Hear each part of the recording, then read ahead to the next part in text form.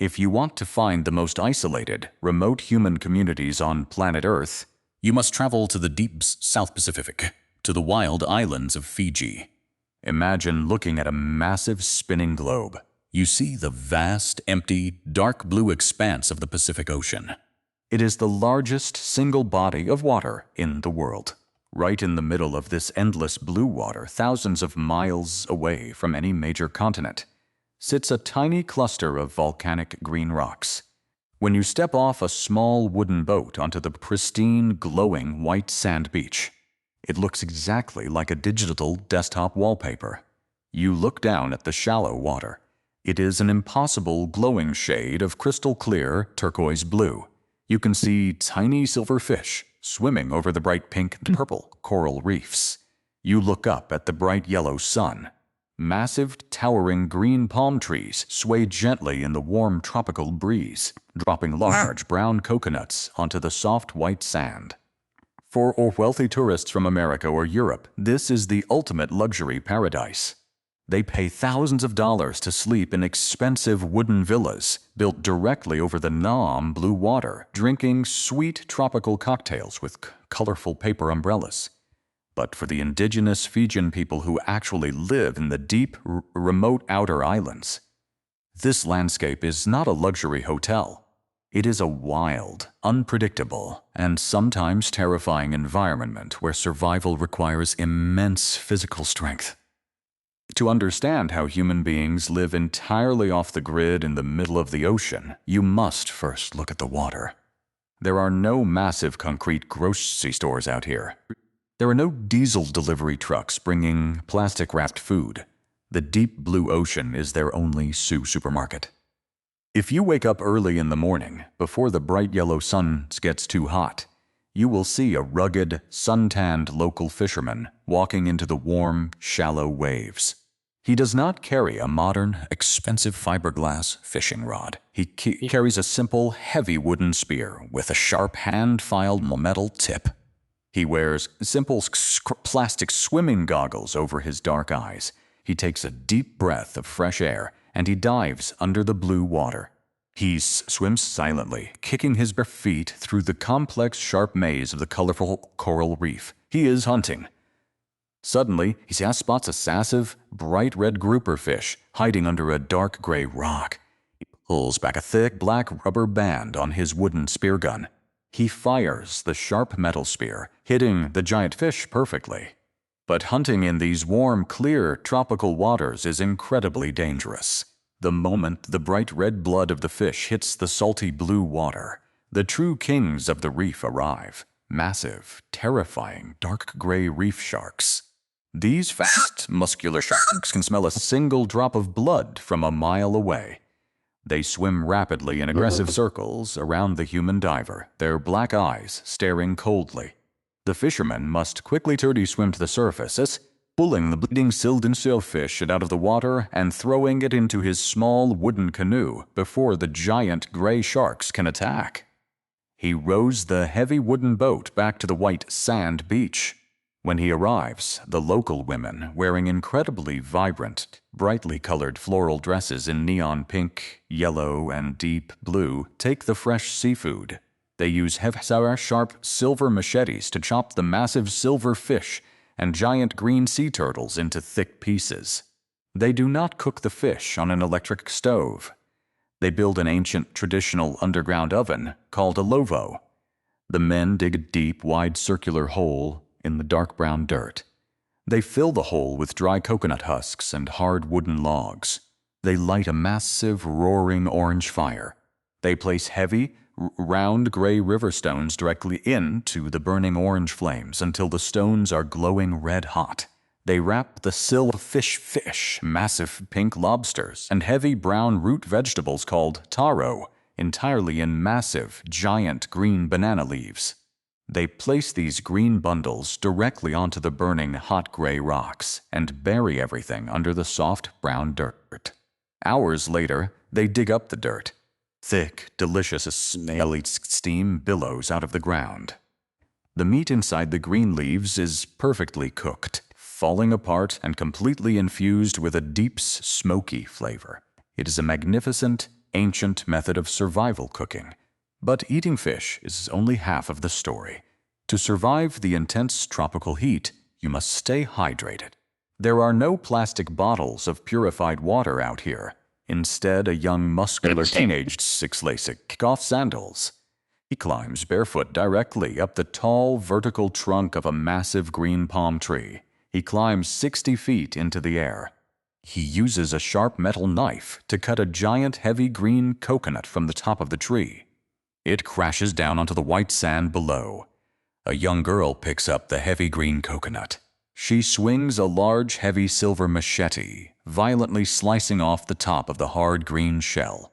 She drinks the sweet, clear, perfectly cold coconut water inside. This simple green fruit provides massive amounts of natural hydration, sugar, and essential electrolytes.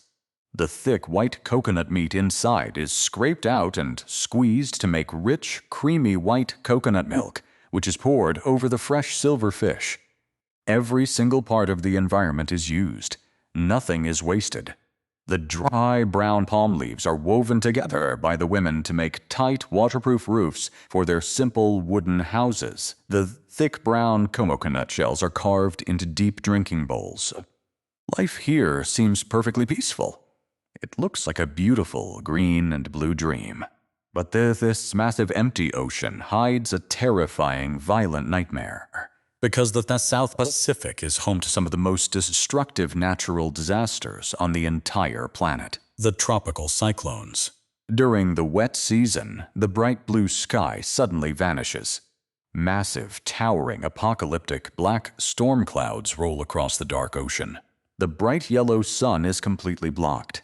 The air becomes incredibly heavy, suffocating, and perfectly still, and then the monster arrives. The wind does not just blow, it screams.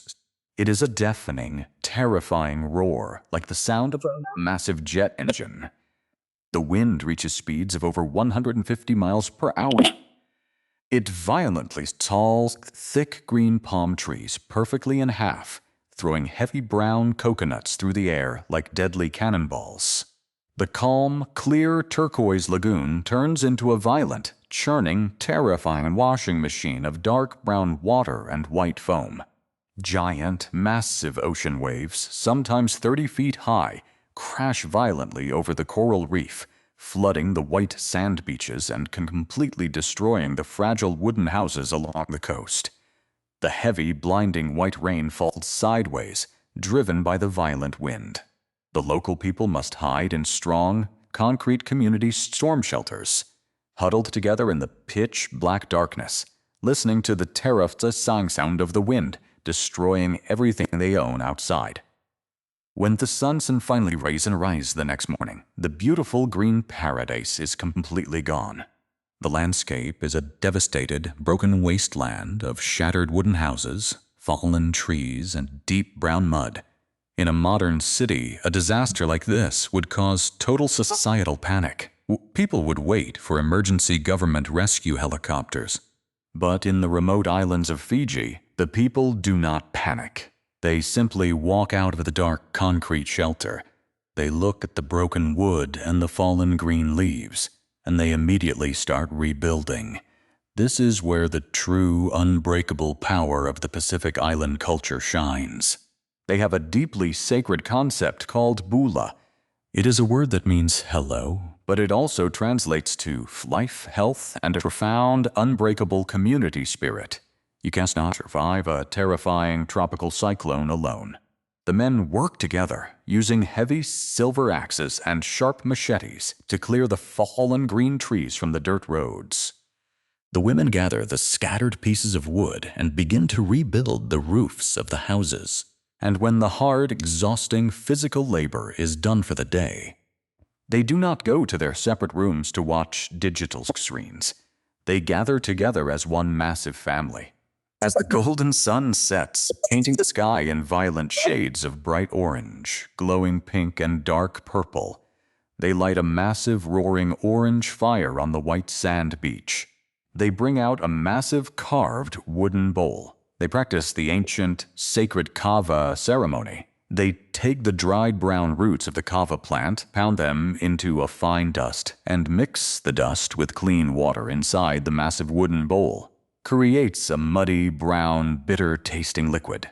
They pass a small, hollow brown coconut shell filled with a muddy liquid to every single person in the circle.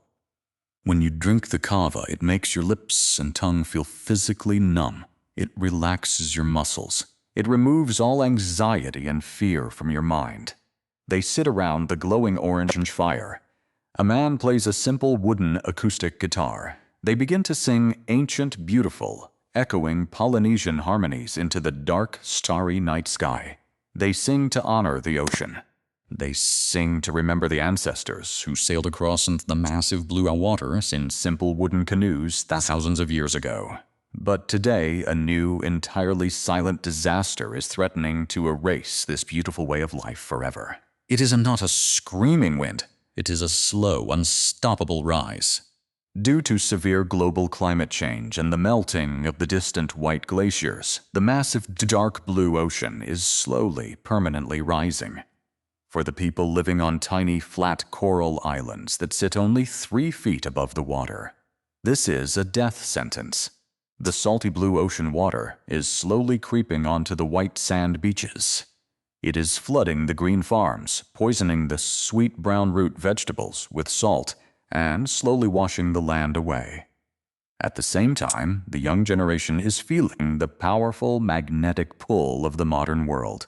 Young Fijian teenagers, holding glowing digital smartphones connected to the internet, watch bright, loud videos of massive concrete cities in Australia and New Zealand. They see fast metal cars, bright neon lights, and large, cold supermarkets filled with plastic food. Many of these young people pack their small bags. They board large, heavy metal ferries, leaving the quiet, beautiful green islands to seek higher-paying jobs in the loud, polluted concrete cities. As the youth leave the islands and the salty blue water rises higher, an overwhelming, heavy anxiety hangs over the remaining elders. Will the ocean eventually swallow the white sand beaches completely? Will the ancient, beautiful songs sung around the glowing orange fire finally fade into silence? It is a painful, complex reality.